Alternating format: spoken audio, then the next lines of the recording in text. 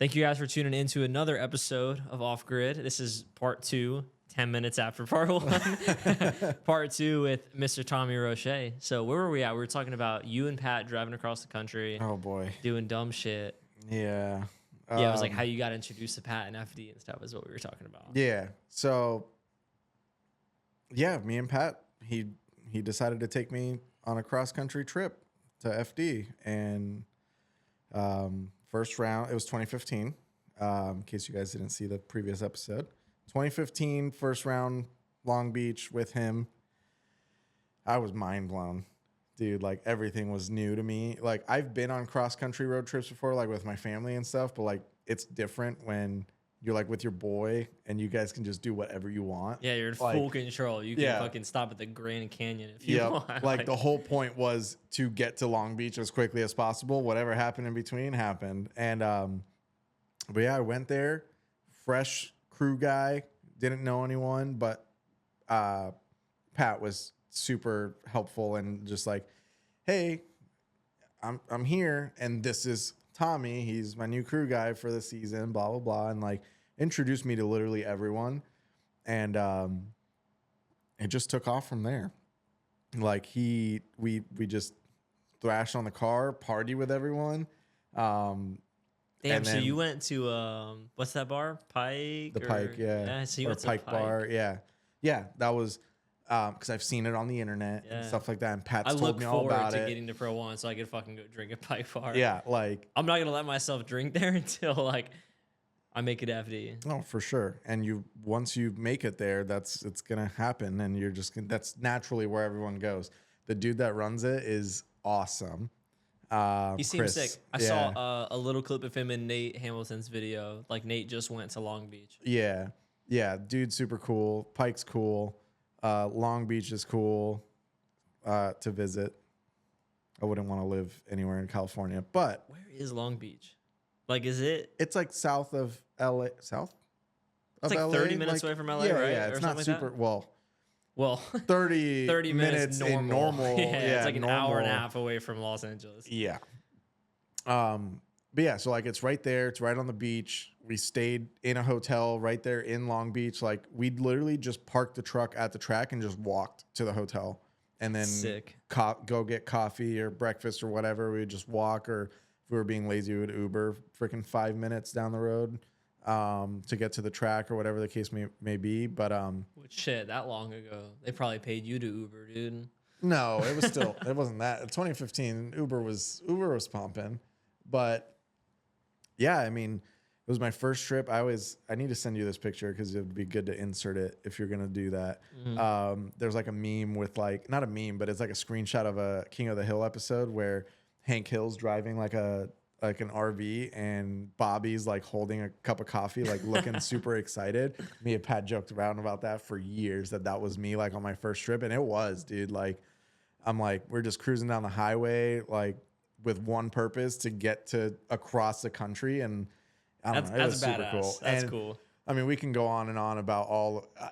There's something memorable happened pretty much every time we sat in that truck and went to go to an FD round. But yeah, the first year, just roughing it. I was like, I'm here for Pat. Whatever he needs, he's not paying me. I don't care. Like. Pat's very like when in the FD stuff, surprisingly is like very professional and courteous and very like kind of almost strict. Like he always said like, we're not done until we're done. So it was, if we got knocked out in top 32, we came back. We didn't act like assholes. First of all, we packed up, left the car out on display, got the trailer ready for transport, essentially, with the car out on display. And then once everything was done, we can hang out. So setup was game time, got everything done, ran the event, whatever the case may be. Whenever we got knocked out, put everything away, have the car on display, then we can hang out.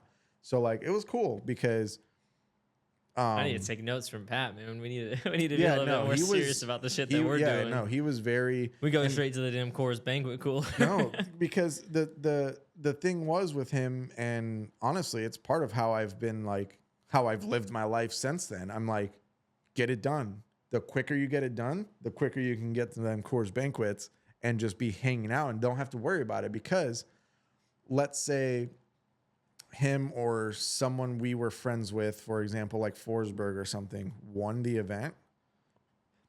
Forsberg would be like, you guys are coming to party with us. Yeah. And Forsberg would do the same thing. Pack it up, then we party.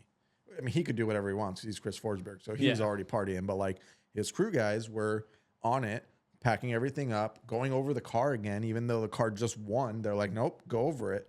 Get it ready for the next time it rolls out of the trailer. Yep. So, and then we party. So no matter what, we would get shit done. And then it was like, okay, go through our mental checklist. Everything's put away. Everything's strapped that needs to be strapped. Everything, whatever. Let's hang out. Then we would just walk around, hang out with everyone, especially after the event. Everyone would go out to like a bar or a restaurant or whatever all together. Because back then, Hoonigan was huge. And Pat was part of Hoonigan. Yeah. So it was like Forsberg, and even though Vaughn wasn't technically a part of it, he would still hang out because of, Drift Alliance. So we were just partying with the Drift Alliance dudes. To me, and Pat was just like, no, that's just Vaughn and Forsberg and this Brian is my Turek, homie. like, It's whatever. like- And I'm like, man, dude, this is Drift Alliance. Then like Brian Wilkerson, for example, which was a part of from MA. Yeah. Was a part of Drift Alliance. He's there because he was crewing for Forsberg, and like Jimmy Caldwell guy's and all these awesome, other by the people. I'm way. like, I was just like starstruck at that point, and I'm just like, yep, whatever we're doing, we got to do. That's kind of how I was at PRI, which we were both at PRI. Yeah. Was that your first time at PRI? It was. I normally go to SEMA. Okay. Yeah, that was my first time at PRI too. And I kind of got the briefing I kind of got a different briefing from multiple people based on like how they navigate PRI. I'm not going to say names, but there was a people that were like, you're going to hit the show and then we're all going to fucking party right after. Like, we're going to get like wasted. And then there was the guys that are like, oh no, like you're going to hit the show. And then afterward you might like mingle after close hours. Cause I had like an exhibitor's pass thanks to Bill Mitchell Products. Yeah. And but it was sick. I mean, we randomly found each other. Oh man, I'll talk about this because I don't even care. I remember it was Saturday night, I think. Dude, it was a blur. Time was warped at PRI. But I remember I found myself on this Tinder date, and then we went downtown. We were already downtown first of all for PRI. Everyone was at O'Reilly's, right? Isn't that what it was called? Mm-hmm. Everyone was at O'Reilly's every single day, like from like 8 o'clock to like 3 a.m. It was fucking. It was like an FD drivers meeting with a beer in hand. Like it was every single person that we know from FD or like AM or just serious drivers in drifting. We were all at that bar. And so I remember I'm with this girl and I'm like, all right, like nobody's answering their phone, but like, I was like, I know where everyone's at. I was like, we're going to go to this place and like, we're probably going to like run into my friends and we can hang out with them. And then like, I'm literally walking up and you and Fernando. Yeah, Fernando. You and Fernando are sitting outside waiting for an Uber. And then me and this girl dragged you into both of y'all staying for like an extra 2 hours. Well, we went to the dive bar next door. Yeah, because it wasn't as busy. But no, it was cool. Have you ever been to SEMA? So sick. No, I didn't go to SEMA. Oh, I'm going to SEMA. You're going this year? I'm going. going. Yeah, I'll be there. Yeah, we need to figure something out. We need to do something cool. It'll be fun. Dude. I think Dad's coming with me to SEMA and PRI this year, which that's gonna be fucking full throttle. We're gonna get that man a few Captain and Cokes, and he'll probably land me more sponsorships than I land myself sponsorships. Probably. Without a doubt. I love him. Without a doubt. You don't even gotta give that guy anything, honestly. You just put him in the right place. Yep. He's the fucking center of attention. He's such a cool guy. He loves you.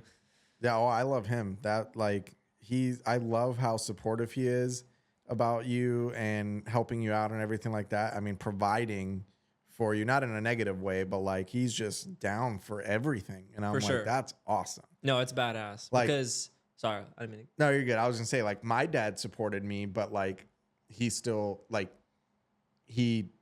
needed to do like his normal dad duties and work and run the household and everything. So like, which not saying that Papavedo doesn't have to.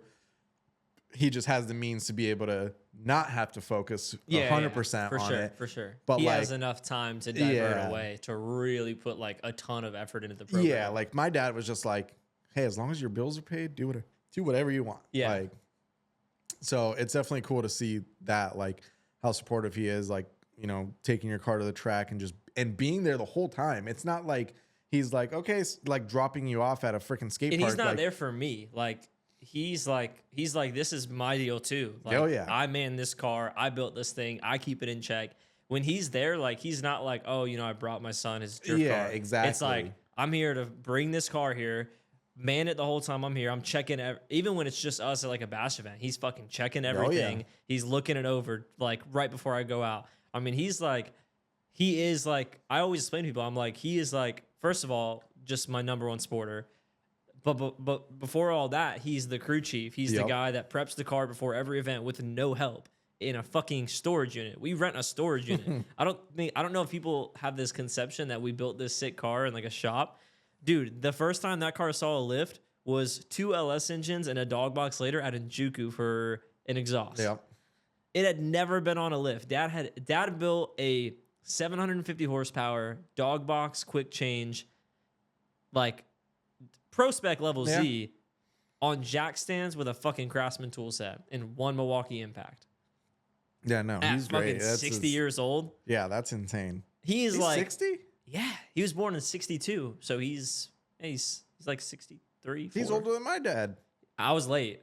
Well, not that old much. No, wait. I was 2 years. 40. My dad was, or he was 40 when he had me. So he's 62 this year. 62. Yeah, my dad's 1964. Yeah, so they're 2 years apart. Yeah, Pop Vado. Well, I'm not trying to say he's kind of old, but I was late essentially. Yeah, no. He was still playing music and getting it out there. Damn.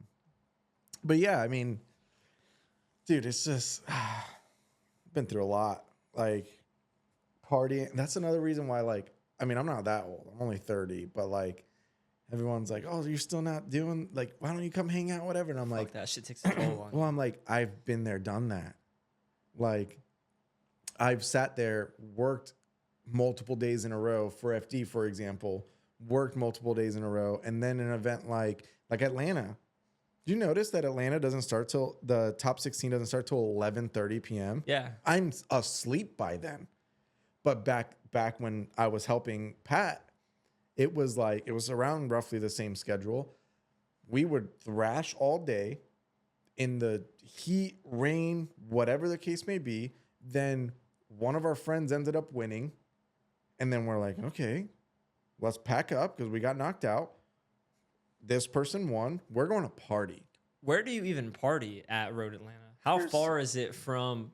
Where do you even go? Well, see, here's the thing. And this is, not saying that drinking beers in the back of a pickup truck is anything that Pat and I invented, but definitely in FD. You guys pioneered it, for sure. We pioneered hanging out. If there were, to actually answer your question, there's not really anywhere to hang out.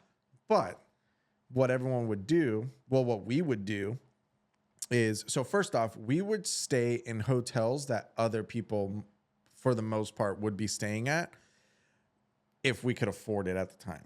So, but where some of these racetracks are, there's not really any other options. Like I remember one time, Wall, New Jersey, there was one freaking hotel that was close enough to the track, which was still like 15 minutes, 20 minutes away. And everyone stayed. I think the entire FD field stayed there at one point together at the same time. This was when Alec was running. That's a problem for me because I'd be fucking. Yeah. I'd be up at 3 a.m. before competition. Yeah. So this was like when Alec was still driving FD, Alec Honadell. I love Alec. And I remember we were doing what I was about to explain, drinking truck beers. And we're like, whose big ass truck is this? That's whatever. And it turned out it was Alec's truck. It was like a it was like a monster truck on like air suspension Chevy Silverado diesel truck. And we're like drinking behind like on the tailgate of Pat's truck. And we're like, that's stupid shit or whatever. And it was Alex. But anyways, so what we would do is, since we would normally be at a hotel where at least a couple other race teams were staying at, if not like some of Pat's closest friends in FD, like Forsberg or Vaughn or Ryan Turek or whoever, we would just be hanging out on the tailgate. We would go leave the track. We would buy a bunch of beers, or we already had a cooler and put a bunch of beers in it. And we would sit in the parking lot and drink beers if there was nowhere to hang out at. And then we did this since day one, since I started, and Pat was doing it beforehand. But since I started, Pat was probably doing that in high school. Well, yeah. But so then when there weren't places to hang out, let's say I keep using Forsberg, but he was one of the ones that we literally like always hung out with. Real tight. So yeah, so makes sense. Like one day, one of the hotel times, Forsberg took his crew out to dinner. They drove. There was nowhere near it. They drove somewhere. He took his crew out to dinner. They came back. They saw us in the parking lot. They parked next to us. They're like, "What are you guys doing?" We're like, "We're having dinner. We had Taco Bell or McDonald's or something. We brought it to go. We bought some beers at the gas station. We're just hanging out in the hotel parking lot, drinking beers and eating fucking Taco Bell." Fuck, that sounds awesome. I might have to plan that shit for tomorrow night or something. Yeah. So then it turns into, and it also was part of the reason, like, you know, people that smoke cigarettes and stuff like that, obviously got to smoke outside. So then it's like, well, all right, I'm going to sit out here and hang out. I'm going to smoke a cigarette before I go to sleep. Yeah, they're already there. Then it turns into, well, if you're smoking a cigarette, you want a beer. All right, I'll take one of your guys' beers. Boom. Drinking, smoking cigarettes, eating leftover Taco Bell, because we would buy like the 12 taco party pack because it was the cheapest thing and the most food. We'd buy like one or two of those, drink beer, and a 12 pack or two 12 packs of beers, and just hang out. Damn, that sounds awesome. People would show up because they would go to their fancy dinners because they had money. And I'm not saying this in a negative way, like towards Pat. Like, he did what he had to do. Yeah, it would be nice to, like, shit's expensive. Yeah, like, well, think about it. You're feeding. Yeah, when you're feeding a fucking yourself, team of, if you bring a significant other, then your whole crew, and like, it's like 10 people usually. Minimum 5 to 6, bare minimum. Yeah. Then you have your spotter, your mechanics, your significant other, you know, whoever else that you brought to this FD round. The driver is responsible for 6, 7 people to feed. Yeah. And with Pat, it was still, when it was me, Jeremy Lowe was part of the crew. And then we had, that's dope. Yeah, that's sick. That was cool. Which also we need to, well, I guess competition hasn't started yet. We're filming this the day of round 2 of Beast Coast, and Jeremy and Pat are competing. Oh yeah. I told Pat, he was like, I'm gonna, well, fuck it. He was like, I'm gonna be hungover tomorrow, and I was like, you need to realize that you and Jeremy are gonna have to win or battle it out in the finals. So you need to just be, which I know Pat can probably win. Mm-hmm. He could till this day could probably win an FD round hungover, but I saw him get 4th place hungover. Yeah, he lost against Osbo in Seattle. That was our highest finish in 4 years. And that's fucking Osbo. So what are you even gonna do? And it was in the rain. But anyways, Osbo's a weapon. Oh yeah, for sure. But everybody in FD's a weapon, honestly. For the most part. There's still we talked about this though, like at OSW, because I'm sure people have their own opinions as they listen to this. Is the worst guy in FD could show up to OSW and he would fucking walk everybody by a mile. Absolutely. I mean, you could throw me, Jin, Steven, whoever you think is like a top 5 OSW I don't know, driver. Steven's an exception. Steven's an exception. Steven is fucking the closest thing to like Max Verstappen of drifting, and it pisses me off because I just wish that Steven could get like a real sick program and funding together. And Dad and I have talked about trying to get him to pilot the old car if we could get it like real competitive, because it's competitive, but like Steven needs like, I want dude, he is like literally. Listen. Oh, I love Steven. He's so fucking good. I want Steven to drive the Enjuku R32. Well, I'll ask you on some insight on that because you are obviously Mr. Enjuku salesman. Wait, before we veer off too much. Correct. I was ranting on. All we did, we drank beers in the parking lot and we turned that into a fad. Everyone wanted to hang out with us and drink beers in the parking lot. Then people started doing it before we even showed up. So we would show up. Party's already started. Yeah, like we would show up because maybe we advanced further during FD and took a while packing up or whatever the case may be. We'd show up to the hotel. People are literally tailgate down drinking beers. They're in fucking Alicante Del Mobile drinking Dude, beers. it was the best. It was the best thing ever. Like, and we were in Canada for the 1FD Canada round that they did it was like 26-17 or whatever. Underrated track, by the way.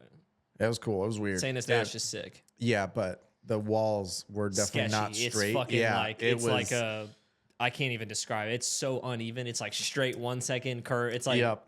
It was drew that bitch interesting. in Microsoft Paint and just paved it. So St. Eustache in Montreal, that was the first time that everyone stayed at a hotel that had a sports bar at it. So then no one had to go anywhere. Oh, that's sick. So everyone, dude, I was sitting at a table with Pat and whoever else, and then you just look across the restaurant, and it's just Vaughn's team, Forsberg's team, Ryan Turek's team, so-and-so's team, everywhere. Then that was the time that everyone, like, I am assuming, caught on. They're like, oh, what do you, like, we finished dinner. Where are you going? And we're like, dude, the cooler's iced down. We're going to the parking lot. Yeah. And everyone's like, yeah, let's go to the parking lot. Yeah. Dude, we had like half of the FD team, like FD people, like bunch of teams. Jared Deanda was there, like all these people just taking over the parking lot. And it looked like a car meet with just tow rigs and a bunch of drunk dudes in the park. Oh my God, it was the best. Dude, whenever we'll probably use the same team for Prospect, but obviously for Pro 1, we'll have to amplify it. We'll have to expand. It requires more manpower. I hope that we get in a position where when Pro 1 rolls around, like, we can get you and Pat on the team, because holy shit, would it just be insane. Well, Pat would be your spotter. 100%, because he's RoboCop driver and just understands drifting like nobody else. And so You're the fastest tire changer. I was about record. to say that. On record, it's not just fastest tire changer, and by myself, by the way. Not like help. Not with help. Tire changer and fuel guy combined. Fastest one. We even timed it. Random question. Back in the day, did you guys, because FD expanded so fast that there's many years of FD where like present Pro-Am is like beyond it. So like at that era of FD, like 2015 red livery Pat, were people running like race gas and shit, or was pump E85 the norm? People were running like Ignite red and race shit. gas. Okay. Pat was running leaded 110. Yeah, okay. I was just curious because that shit snowballed quick. Like 1 year it was like, fucking aluminum block LS1 with a cam, and then the next year it was like, Vortec LS3. Well, it was the Daigo year. Yeah, because he showed up with that 430. He showed up with that SC300 or SC430 or whatever. Mollywop. 1,300 horsepower, destroyed everyone. Then everyone's like, oh, I need a V8 with a turbo or a supercharger and nitrous and a big tire and all this other stuff. But yeah, because he set the bar. Yeah. Because if that guy's now number one with this absurd setup, yeah. if you have any intent on being number one, you need to match that setup or better. Yeah. And it sucks because that's what like Pro-Am is getting to now. Like, dude, our car is like, maybe I'm incorrect in the sense power wise, but like our car is almost as progressed as like that era of FD cars. Oh, absolutely. And well, it's funny, but that's we only do that because that's what it takes. Like if we showed up with anything less, we wouldn't be able to hang with Lewis you're putting yourself at a disadvantage. Yep. Yeah. And at that point, why waste all the money? It's a lot of money. Which that can open up a whole another can of worms about that. Part 3 coming soon. Yeah, because just like everyone thinking like, oh, your car's overbuilt, and it's like, oh, because people got real mad about me using the comp car at King of OSW. Yeah. Like real mad. Dude, I don't remember who it was. I had to rip it. someone a new one because they said some indirect comment and I overheard it. About you bringing a pro car to King of OSW, and I literally had to sit there in the middle of the competition, explain it to him, which I didn't have to. I could have told him to fuck off and whatever, but I still explained it to him, and I was like, do you realize that's hurting him? Oh, dude, it's so much harder to drive. I was like, the entire time in that whole fucking event, I was like, I would give everything to be in like Joseph's position and like a really gripped up 370Z to where I could just like enter and floor it. Because like, dude, what people don't understand is like, when you have like a really gnarly like 700 horsepower like quick change dog box car on like a good, but not like insane tire that just makes grip everywhere.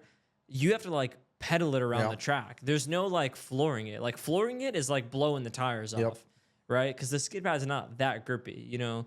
So I would like enter and I would be at like 60% throttle hitting limiter because like, you know, the surface isn't the grippiest. The car makes like a ton of power. And another thing that a lot of people don't realize about the skid pad, and it's kind of annoying because people almost kind of blame it on me indirectly. They're like, "Oh, the skid pad's so slippery."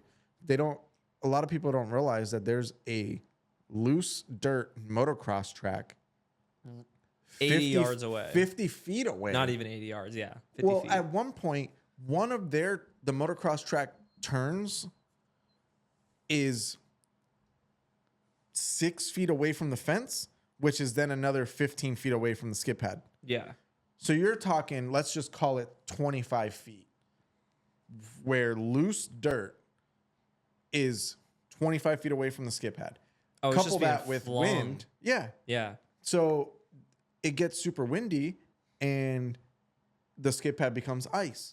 And everyone's like, "Oh, the skid pad sucks." Yeah, it's good on tires. First off, the only reason why it's good on tires is because there's a layer of dirt on it. Yeah. Like, so also, the skid pad is the equalizer. Yeah. Which is why your car there was actually hurting you. It was like hard as fuck to drive around the track. Also, something that kind of comes with like a lot of experience is like understanding like track conditions from like a racer's perspective. Oof. Because what you're talking about, people don't understand that like in the day, combine the track temperatures with the dirt track, the motocross track running and that shit being on the track versus 6 p.m. hits. That track is now shut down. Track temperatures have dropped drastically, combined with there being no more added dirt. So then the last couple sessions have like worn down the track, cleaned it up, laid down real good rubber. So then an experienced driver goes into King of OSW knowing that the track is going to have way more bite. There's way more room for grip. You don't need to we didn't change tire pressures once. We left the dry setup because we knew it would be even faster at King of OSW. But that's something that comes with experience. Like people don't think that far ahead when they're newer into drifting. Oh, yeah. It took me 5 years to learn that kind of shit. I had no idea about shit like that until when I was crewing for Pat. Pat's like, "Okay, we're going to qualify in the heat of the day. Our first battle's not going to be until the sun goes down and the track's going to tighten up. We have to do this, and that to the car." And I go, you got to loosen up the car to be faster than you were in the dry. He goes, "Just fucking do it." And I said, "Okay." And that was true. Yeah. That shit, people don't understand. Like, conditions and setup are like everything. And conditions, for the most part, are really a huge chunk of it. Because like when we go to Sebring, it's not that we don't we obviously love to test at OSW, but the only downside is when we end up going, we love testing on the oval. The oval is a phenomenal test platform. Yeah, the skid pad is meh. The problem with the oval, testing on the oval, is that there's not really any other track like it. None at all. When you test for the oval, you're only testing for the oval. Well, there's no other bank that's as steep and short, and then the surface is different. You can't replicate the OSW oval anywhere. And I'll put money on that. There's not one oval track in the United States that would replicate, let alone one that we're drifting at. Well, yeah. You know what I mean? But it's an even smaller amount. The oval track is extremely it's unique. Yeah, it's unique. It's unique. So that's why when people test on it, I'm like, you're just testing to be able to at least try to floor your car. Yeah. Especially these pro cars, they're not going to do that on a skid pad. No. But not at all. Which we like testing because round 3 is there every year for USDC, so it works out good. Which is cool. Yeah. You know, we have our use for it, but other than that, you know, you're just kind of doing it to do it. Yeah. And it can be bad. I've seen in my 5 years of driving, I've seen some fucked cars crawl out of the oval, like all being towed out. The oval's not something to play with. I'll never drive in any of my cars. And it's not even just driver. Things happen. Like you would never drive that in your car, not because you can't, because first of all, you certainly can. I could. Better than I can. But it's just the fact of like there is a possibility that you flick in and bend a tie rod and your car understeers into the wall, right?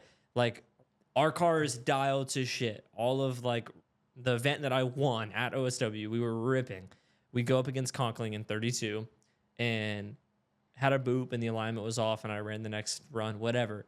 I flicked it in on the lead and the alignment was so off that it like heavily understeered just because the way the oval like loads the car, it's so uneven. And like it was sketchy. Not only did I like straighten and we went one more time, but I was also like I lost the car. Like I lost having total control of the car against the wall. Yeah, like, and you do not want to do that on the oval. Nope.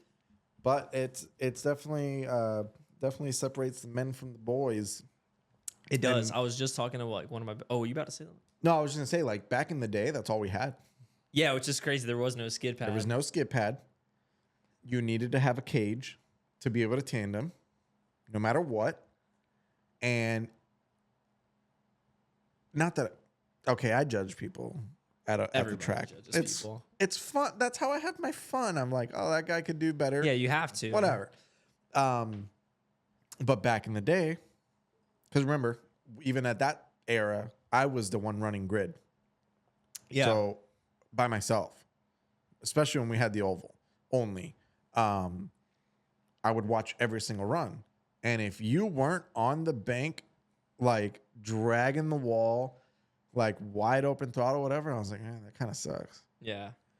But like, it took balls. Everyone back in the day, when it was only the oval, was fully caged, had at least 500 horsepower, and the oval was still shitty surface like it is now. So like, you had to have money to bring tires. Yeah, it's 2 laps. Even on like a 400, 500 horsepower car. Let's just call it an S13. 500 horsepower S13 on a conservative tire would still only get 2 to 5 laps. Yeah. 2 laps 4 and 5 being like unchaseable. Like they're just like around the track. It was 2 laps if you're really good. Yeah. 3 laps if you're good but roasted them, had an angle kit, whatever. Anywhere from 4 to 5, you were either messing up or whatever. Yeah. So like, but it was rough. Yeah. And I never thought about that. Driving harder, like being a better driver on the oval using more tires. I never calculated that into effect. Because like Pops was tweaking out about our, I think the year that we got third 2 years ago in Pro-Am, I think we used 22 tires. Jeez. Being conservative in practice. I'm not trying to toot my own horn. Just being a kid that grew up at OSW, naturally our runs at OSW are more aggressive. They're more man-liney than most in Pro-Am. Which is expected. That's why we won the round. It is what it is. Like it's a thing that happens. There's no whatever. Well, it's like when Pat was running FD and we started going to OSW, we always joked around like, if you lose at OSW, like quit, retire. Yeah. You have way more practice. Like naturally, we just have more experience, and more it's testing. The same thing we're just better at it. It's the same thing with Chelsea. Yeah. Because Chelsea was the first person to link all of the oval track in a Miata. Damn. I wouldn't even try that. Jeremy Lowe did it too, because they're both animals. I wish Jeremy Lowe would just keep drifting. Yeah, like competitively outside of East Coast. He just won East Coast. Yeah, he would be destroying everyone. Yeah. Could you imagine him and Pat in 2 like really good cars? Like imagine Jeremy Lowe and Pat. Yeah. But imagine Jeremy and Pat like right now, modern day, on like in like 2 LZ E36s on like 08 RS Valinos. They would shit on everyone. They would fucking win every single event. Which, like I said, I've seen it at CFRC. Yeah. Like it was a sight to see, dude. Like, and they both did, when you take into account their lower level ish programs, they did exceptionally well in FD. Oh, so Jeremy reminds me of you and Pavavedo. Really? Because it was Jeremy and his dad. Really? See, I was too young to know any of that. I don't know much about Lowe's start in program and foundation. Jeremy's dad, I think his name is Mike. I'm not sure. I think it's Mike. I've only met him a couple times, but he runs a repair shop in Tampa or Bradenton or Sarasota, I think it is, whatever. He grew up drag racing rotaries. Jeremy grew up drag racing rotaries because of his dad or crewing for his dad or whatever. Jeremy got into drifting, rotary. His dad was right there, just like Papa Vado is with you. And one of the things that I commend Jeremy for is that dude never had a ugly car. Yeah. I've never seen him associated with a bad his one. side skirt. The first thing he would do, he could have blown the engine up. The first thing he would do when that car got back to his shop, Lowe's Automotive in Sarasota, by the way, first thing he would do was wash the car, fix all the fiberglass, get the car looking presentable, even if it was going to collect dust in the shop because the engine's blown up. Car would be presentable no matter what. It's a smart man, honestly. I love it. That's something that kind of Dad and I have learned is that, like, at the end of the day, like, well, first of all, this is a whole other can of worms, but just like we've learned that it's the image and like the social numbers and the like what you're presenting more so than what you can accomplish. Because like we didn't get any more sponsorships after being like Pro-Am second place winners, dominating. I think we went between the last 2 rounds of Pro-Am and King of OSW and everything. Aside from Fuel Fest, we went like 9 months where every event we drove, we won. Yeah. Like, but like that didn't bring any new sponsors. We drove better than we ever have before. Incredible improvements. And it didn't bring any sponsors because nothing changed on the social media wise. Yep. Nothing changed in terms of what we were presenting to people. And, you know, it goes beyond just the car looking nice nowadays. You know, it's the car presenting it on social media. Here's the thing with that being said, Jeremy was doing that before it even mattered. Really? It's just because it definitely didn't pick up until like post LZ. Like, it's a personal thing. Yeah. If you show up, dude, let's put it in layman's terms. You're going somewhere, trying to impress someone, whatever the case may be. You're going to wear your nice shoes, your nice outfit. You're going to make sure your hair's done, make sure you smell good, whatever the case may be, because it adds confidence, right? Yeah. I feel like, and I don't want to speak for Jeremy, but this is just from an outsider looking in. I feel like if you showed up with a clean truck and trailer, organized, nice looking car, you're confident. That's true. He obviously had the skills to back it up, which helps, but he always made sure that he was presentable. And that could have got him very far. Yeah. But life happens, you know, whatever. If you have to make some sacrifices to do normal people stuff, then it is what it is. But like that stuff nowadays is just kind of unheard of. Like people don't fix their cars and make them look nice for themselves. They just want the social media aspect of it. Yeah. Which is great because social media will get you further than anything. Like I haven't proven myself to be able to compete and all this other stuff, but I still have support from companies. Yeah. Because of who I am, what I do, what my car looks like, whatever. How you market it on social media, how you market track yourself. Yeah. So it's like, it's tough. It's tough, but it's completely different than from when someone like Jeremy was driving, for sure. I kind of feel that. This is kind of a silly outlook on it, but because I'm more so like an arrive and drive kind of guy, just realistically cut and dry. Before every comp, I have to get a haircut. I refuse to drive I don't refuse. I would show up. I don't like to drive a comp unless I get a fresh fade the week of, because my mentality is I'm going to be on that first place interview at the end of the video, and I want to look as sharp and the same every single time. Yep. And like, man, this is so silly, but like I fix my hair in between battles. I do all this little shit because in my head I'm like, I have to look presentable when the camera's on. When I show up to an event, it's not like, for a while it was like, all right, we can't win, but we're going to try. And then there was a switch that was flipped. I don't really know at what point. I'll be honest. I think it was when I started working out. Mentally, there was something that flipped the switch, and it was like, you know, you and your dad are more than capable of fucking showing up and beating everyone here. And I think that's when I was kind of just like, whether it happens or not that day, knowing that we had the confidence and we were capable of it, that was the day that like shit changed. Yeah. And that was the day that like now when we show up to the track, I'm like, all right, the car's got to look good for when it's on the podium. Like there used to be like, if you pulled up like old pit conversations that aren't recorded, but just hypothetically, there was always like, I was always like, we made it to the top 8. You know, that's the best we can do. We hadn't even started the top 8 battle yet against like Dirk, for example. And I was counting myself out. But then you get to this point where you show up to the track and you're like, I'm here to leave with the trophy. I'm not here for anything else. Yeah. Like, I love everybody, love the community, but like, I'm here to prove what I can do and then go home, drink a couple beers with my dad, at least from my perspective.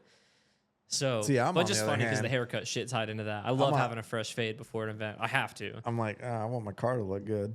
That's it. My car looks like shit right now, and I feel really bad because the new car is at Jack's Fab Shop. The whole fuel cell shit we talked about in episode 1. So we're using the old car. Part of the reason I didn't drive my car here, even with the speed bumps, my car would have made it over, because it's dirty. It's probably just has dust on it. Yeah, probably. But I will say this, Papavito, being like a restoration kind of guy, he does keep a good eye on the car. So like knowing that we had to use the old ISR car for this event, he noticed that the last 2 rounds of Pro-Am, we like really ate some inner clips in our KVD bumper, which by the way hasn't broken yet at all. It's not going after to. 4 seasons. It's not going to. Hopefully Irving makes some JZX90 stuff. Irving, tap in. Dude, he makes the best shit, man. He really does. I got to get him on. Like, I need to get him to come out to Florida so I can get him on. But even Dad the other day in the shop was like, the storage unit. I got to emphasize that. He was like, oh, we should, because the bumper paint had flaked off from all the damage, because it was like folded under the carb. So it was intact, but the paint wasn't. He was like, oh, before LS Fest, like, let's have our paint body guy, Jeremiah, he was like, let's have him respray the whole front bumper. And even though we're not going to get new vinyl on it, at least it'll be perfectly fresh painted. And I was like, you know what? That's a great fucking idea, Dad. Because I wasn't going to think about it. But like looking at it after he said that, it's rough. So I'm like, imagine this car shows up to tech, bumper fucking, you can see the gray primer, the black poly, the white paint, some of the vinyl's halfway ripped off. It's like, that looks like shit. Like, no company wants to be represented that way. Well, if you think about it. And I fucking overlooked it. Think about firsthand. What fucking Formula Drift driver shows up with even a scuff on their car? Never. Not at the start of an event. Never. No, not at the start. It's always fucking perfect. And like, for example, when I worked with Pat, of course we had to because we were broke. And we just made do. But slightly different era. Nowadays, like, go look at fresh pictures. You'll see it next weekend for Atlanta. Cars that were totaled. Well, that fucking. They're gonna be immaculate. Like rewrapped body panels. Mike Powers wrecked. Mike Powers ate that wall. I hope that dude's okay. Yeah, no, I think he's fine. But I think he was the only one that weekend that had to be pulled off in an ambulance. I think Ginge told me that because he was there for spotting for Adam. By the way, Adam killed it. Local homie, love Adam. Yeah, but he, like, that car is going to show up to Atlanta and it's going to look perfect.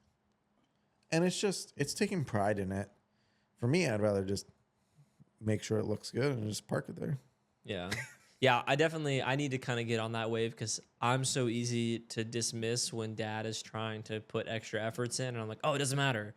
But in my head, I'm always looking at it from like just a driver perspective. So I'm like, in my head, it's like you could rip everything off. Yeah. And in my head, I'm going to have an equal shot of winning. But at the end of the day, it's not just about winning when you're trying to represent yourself, companies, get the attention of new companies. Yep. It's like, it's the image. It's looking the best, presenting yourself as the best. Like before Dylan, I'm not going to like quote any on record dates, but like before Dylan Hughes, first of all, Dylan Hughes was always a fucking shredder. But before he was like winning per 1 rounds, he already had massive sponsorships. Yeah. And I genuinely just think that's because of he was already really good, but he just presented himself so well all the time. He was just that guy. He was the guy you wanted to represent you. Dylan used to crew for Forsberg.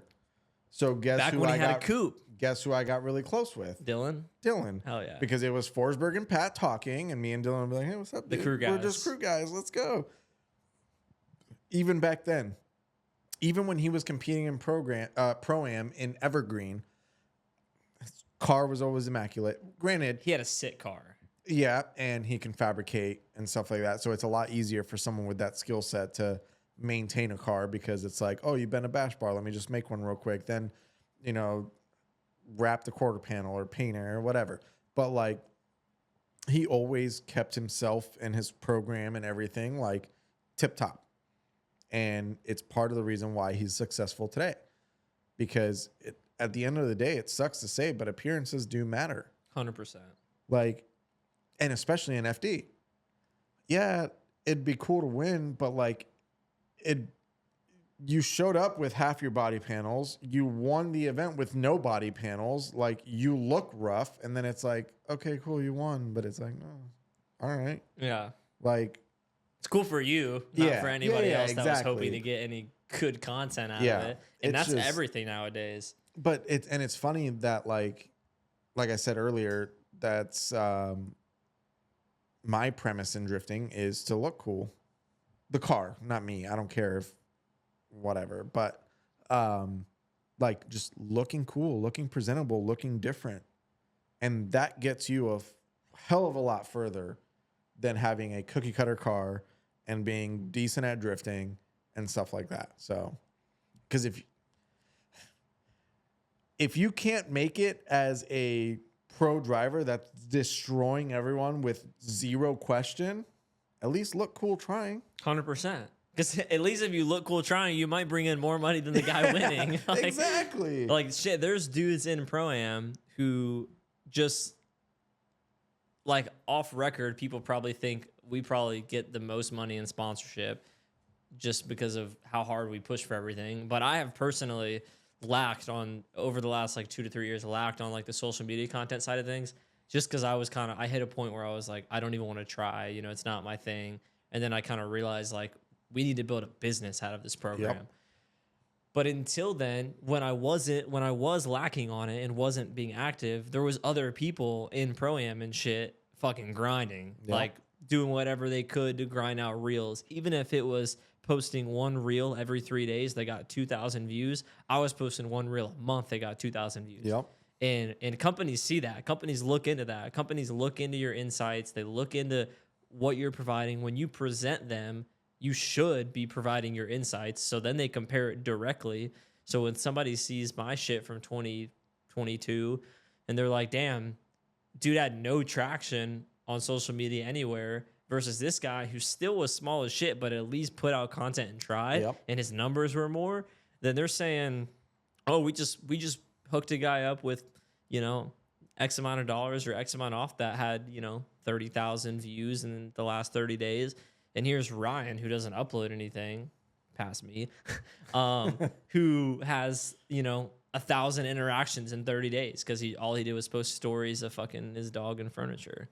Yeah, the dog's cool. Furniture is a little. The furniture weird, fucking keeps the lights on. So, so that's why, like,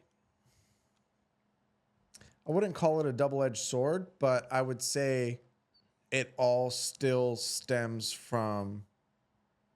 Now, I'm gonna sound like a freaking parrot. it's okay. This whole podcast is about just being real as fuck, not sugarcoating anything and just calling it how it is. So, which like, tends to have a lot of circling back to. Yeah, but it's like it goes back to how I like to have a cool ass drift car. Yeah. I might not be the best drifter in the world. My car looks fucking sick. Yeah. With that More being people said- remember your car from Spring Break Bash than they remember mine. Yeah, and they just sat in the parking lot. Yeah. It's in the pits. Yeah. So here's the thing. If you keep your car presentable, it all comes around full circle. You keep your car presentable. You do things to personalize it. It looks cool. And guess what? You bring the social media aspect to it, right? I'm going to post a picture of my car. It's going to be in my garage. You're going to go post a picture of, I'm using you as an example, That's but fine. just generalization. You're going to post a picture of you shredding door to door with someone. And guess what's going to get more attention? Unfortunately. Without a doubt, yours. Unfortunately. But now imagine if you just cared about your car a little bit more, made sure it was a little bit more presentable, personalized it a little bit more, and then did the same thing. Then it would shit on my picture 100%. of my car just parked in my garage. 100%. So that's And the it just thing. takes a lot of figuring out, Yeah. you know? Yeah, but like, If you don't grow up like one of the style boys who really prides themselves in that kind of shit, you have to, as a comp driver specifically, you have to figure that kind of shit out. Yeah. Because like I never went through like a style car phase or like never, you know, Pops and I never purposely built a car with that kind of intent. So we had to like learn that kind of shit and then apply it to our own comp car. Because for you us, should it do was that like with the missile car to pro car. You should do that with the practice Z. The VQ car. Should we talk a little bit about what we're gonna do with that, with the whole OSW thing and the B class tandems? Yeah. So yeah, we bought a Z from Alex Barrios. You know this. Yeah. It's like a VQ caged Z. It's sick. It just looks like absolute shit. Not for long. Thanks to AK and Ant and all the wonderful people at Injuku who Hey, we contribute sell to our KBD, by program. the way. Now. I know. Which that is cool. I watched Irving's podcast on Circle of Drift, which by the way, love Dawson. Oh shit.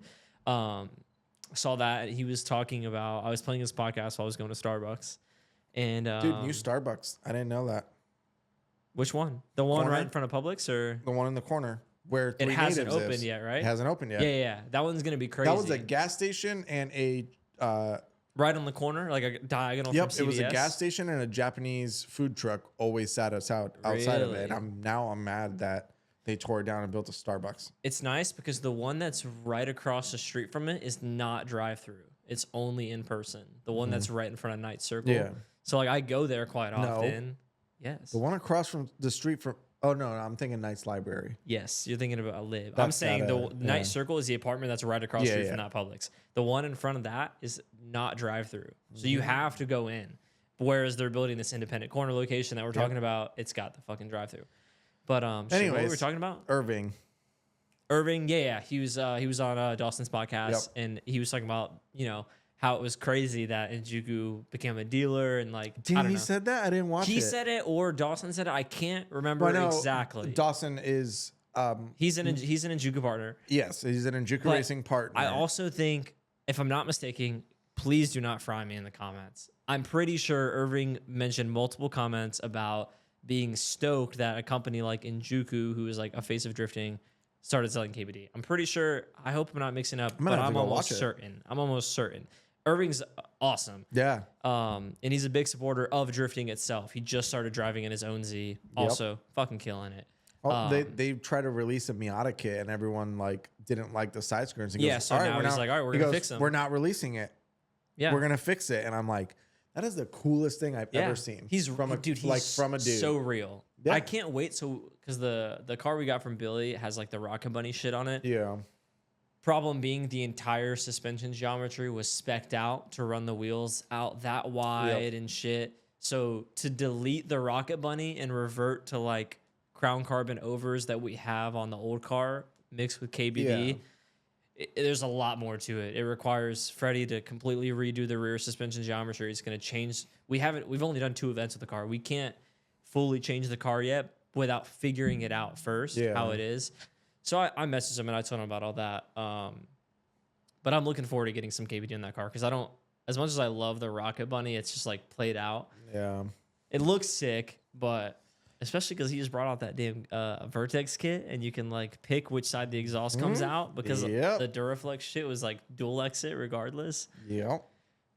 But yeah. And he's coming out with that like 370Z looking 350Z kit that Brandon runs on his Yes, Brandon runs like the fiberglass version, right? Yep. Yeah, and it looks like the Nismo 370 bumper. Yes, it's supposed to be a Nismo 370Z conversion kit for 350Z. Yeah, it runs the 350Z headlights, 350Z fenders, but looks like a 370Z. Yeah, so I was like, man, he came out with that. I told Brandon literally 2 days ago, I was like, you should keep an eye out on that because it'll be He's helpful. always working, dude. He's always, Dude, I always love see it. him on Facebook. He's always like, hey, I'm looking for this car to do, you know, I just need your car for 2 months. I'm going to make a sick kit for it. Yep. I'm like, shit, dude, if he was local, I'd give him fucking every car we had. Dude, but it's everyone everyone that supports drifting like that, I'm about. Yeah.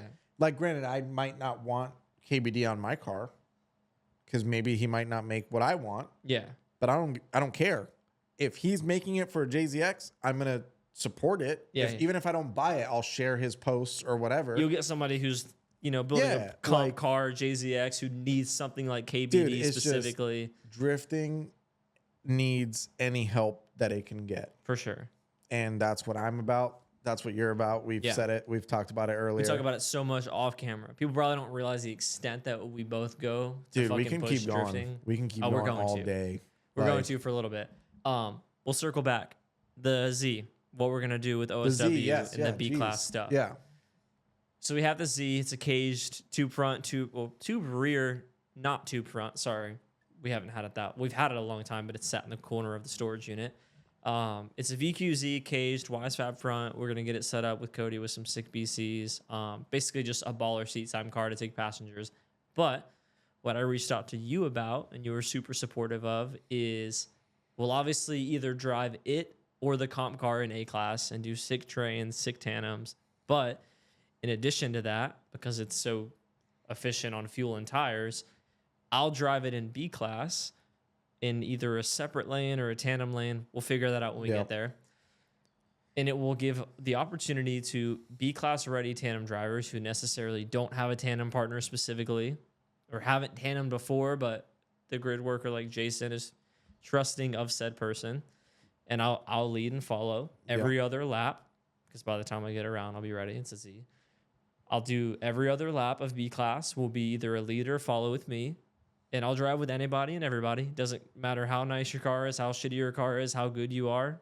If Jason says you're good at tandem, we're going to go for it. And yeah, we're going to use that car to help. Hopefully the plan and the intent is to help B-class progress by giving them a really sick driver and gripped up Z to drive with, both lead and follow, especially if they don't have a friend. Yeah. And ultimately also help improve the show in B-class, because B-class can be a little bit less entertaining to watch than A-class, naturally. Yeah, a lot of people don't realize that at the end of the day, drift events are for fun. I support drivers first. Drivers are my priority. But at the end of the day, it's still a show for the spectators. 100%. Like, so yeah, we definitely want to. I'm real big into bringing people up with me. So if I'm doing well, I want you to do well and everything like that. So if I can provide seat time, I want you to take advantage of it and progress. So then you can provide a better show, so more spectators show up. For sure. Which hopefully, giving every other lap of B-class being like a sick lap with me and whoever, hopefully it draws more attention for people to stay and watch B-class and shit like that. Yep. Yeah, no. And also the car is not going to be a pile of shit when it's done. It's going to look sick. I actually thought about, I don't know that this will go up before LS Fest Texas. Probably not. No, LS Fest Texas is soon. Yeah, you're right. That's also like next week. Yeah. It's like, no, it's legit. It's like literally 2 like, weeks from yeah, now. it's like 12. We have to leave, I think we're leaving 8 days from now.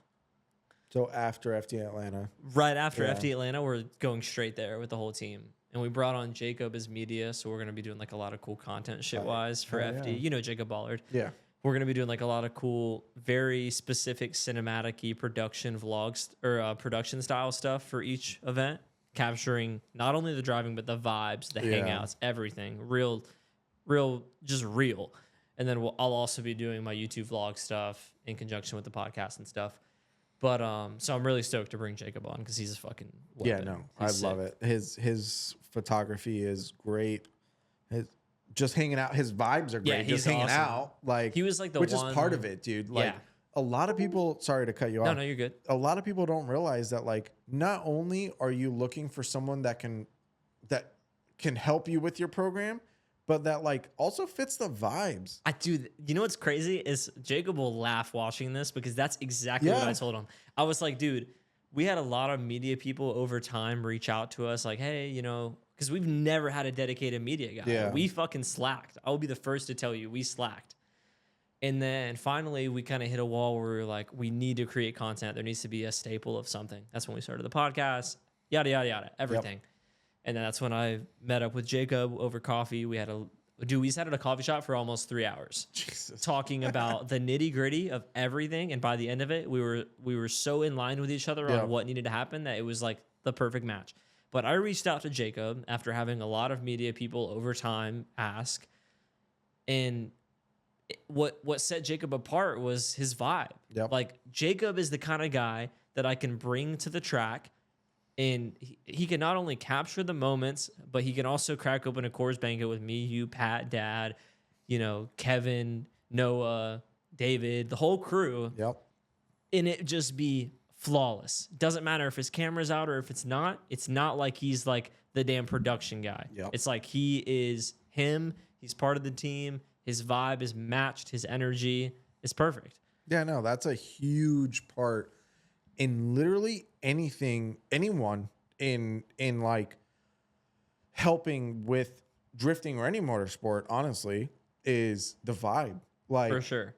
if me and Pat didn't click the way we did, I'm gonna be honest, I wouldn't be sitting here where I am right Probably now. not. Just realistically. Seriously. A lot of Because- shit would have changed. Yeah. But the fact that like we got along so well, we vibed well.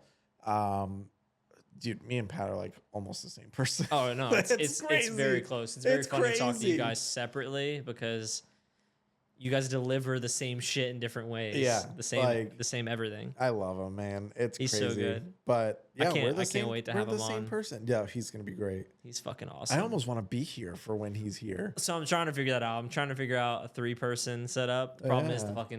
the studio is so tiny. But I was thinking about maybe setting up the living room with proper lighting and shit, and then being Yeah. able to do like, the big goal was to have a sick episode with me, you, Dad, and Pat, because that right there, dude, That's gonna be a that's a 24 movie, dude. hour. You're gonna have to sit down with fucking 24 IMAX hour 3D. Yeah, like nonstop. Oh, we could stream it for a day. It would be Jesus. sick though. Yeah, it All would be. four of us are different insights and perspectives because like you and Pat have helped Dad and I a lot in a sense of like navigating competition drifting, Yeah. because it's like once you get past the I'm gonna start the pro-am versus like we're getting close to exiting pro-am and take the next step, dude, it becomes so business oriented Oh, and yeah. in such an operation that like Well, the thing it's is, help too, from you guys that makes it you got to realize possible. the perspective between Pat and I are completely different That's true. because Pat's a driver. Pat is a competitive driver. And while, yeah, I drift too, but I'm more of like the crew guy and the back end of it and how operations work, which I learned from Pat, sure. But like, then that allowed you to form your own fundamental Exactly. ideas and opinions. exactly. So like Strategies, I've whatever. ventured off this way and Pat's still venturing off in the driver way. So like, I'm not saying I know anything different than Pat because literally he taught me a lot of the things that I know, but like I have a slightly more different experience with drifting than he does. So like between me and him, insight wise, dude, Yeah. No, you guys we provide got the a ton of value. Webster's dictionary of drifting. Yeah, you guys could start a damn master class and charge for that shit. Yeah. Like, You guys have helped us a lot, between like you, Pat, Steven, Ginge, even Adam. Adam and I have gotten a lot more close over the last year. it's his birthday tomorrow. Is it? I saw Colette post something today, and then I just texted him Cinco about de some Mayo. sim shit. He's born on Cinco de Mayo? Yeah. Really? That's why he likes Gringo so much. Probably. Yeah, we Or went and got just talk. Gringos Well, not no, too long he likes ago. Indian food more. Really? Yeah. Yeah, we got Gringos not too long ago. I love Gringos. We had a couple Modelos. It I was love sick. gringos too. Gringos and Modelos is a good time. Damn, Cinco de Mayo. I didn't know that was where I got to message him that. I saw Colette post something, and then we had just talked about the sim and shit. So I gotta send him a text for that. But yeah, like insight from you guys is like what makes us grow faster. Like, Yep. which also side quest, because I'll keep this going. We need more people in drifting to like not gatekeep information. Oh, 100%. And, like, Chelsea has like the most knowledge and shares all of it. Yep. And then there's guys that know less than Chelsea who won't share any knowledge. It's like Chelsea, in my opinion, knows the most, especially from like a privateer's perspective. Oh, yeah. He shares fucking every ounce he can on YouTube. There's plenty of fucking videos on his YouTube channel on how to get started, how to do this, how to do that, XYZ. He's fucking awesome. He shares all that. and then there's people who gatekeep information, and it's like, why are you gatekeeping it? If somebody's capable of it, they're gonna get to it, dude. Yep.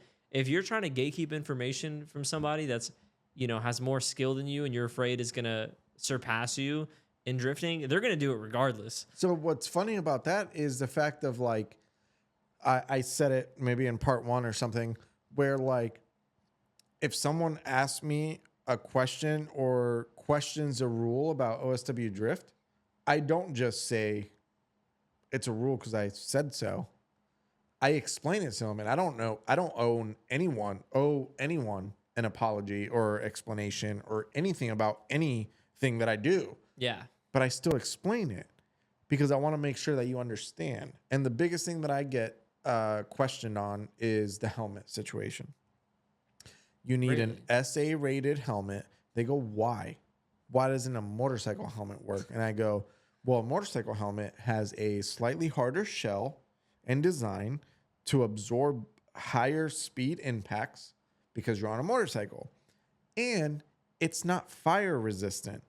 Why? Because if you're on fire on a motorcycle, you have other things to worry about. And that's I tell you everyone are on that. fire. Exactly. The motorcycle's not on fire. Exactly. You are on fire. I'm like, a car helmet is softer, so when you hit your head, it absorbs the impact more. It's fire resistant in case you catch on fire. And I didn't know that snow helmets were fire resistant.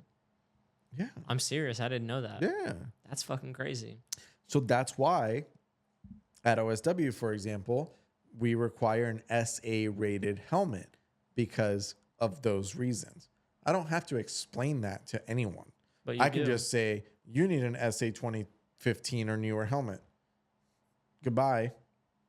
But I still explain it because why do I need to not explain it to you? Yeah. I want you to know why. Yeah, if you're going to keep coming back and driving, Yeah. You need to know. You can share it to the next guy. Yep. You can pass that on to the internet. And it's like, why do you have to go and buy a $200 helmet?